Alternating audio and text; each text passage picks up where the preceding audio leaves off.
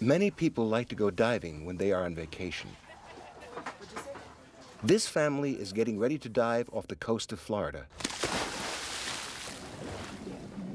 But this is no ordinary dive. It may be difficult to comprehend, but there are some people who will pay a lot of money for the opportunity to dive with sharks. Shark tourism is big business in some places, and that's raising questions about how close people should get to them.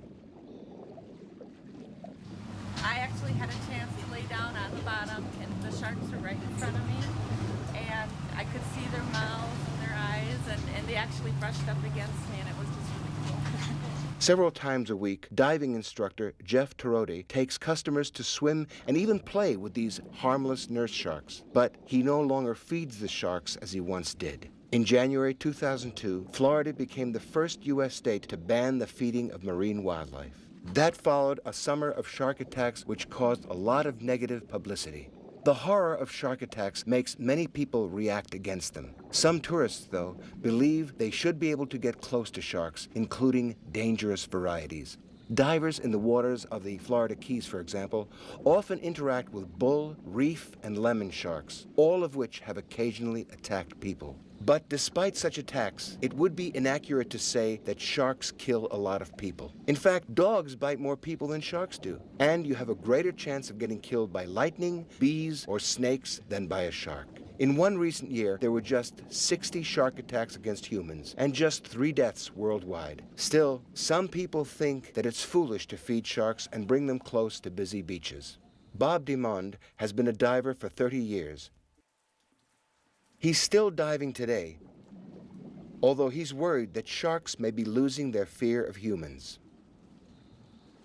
Feeding sharks, the reason or the purpose that people feed sharks is to attract them to human beings.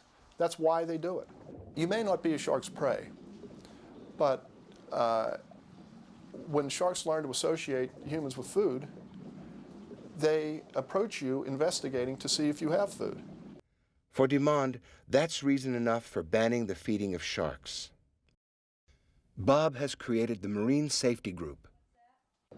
Their goal is to ban all shark feeding. If you feed a wild animal, you are greatly increasing the chance that that animal will attack humans. That is why it is banned in every national park in the United States and Canada.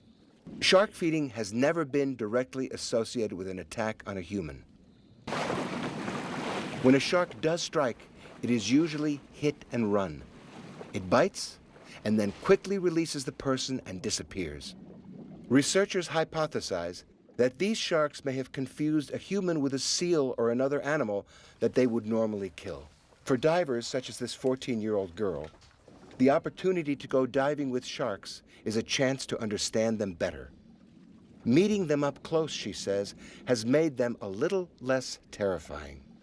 I thought they'd be more scary, but they're not. They're a lot more calmer than I thought they would be. I thought it was pretty cool. It was really cool. Once in a lifetime experience.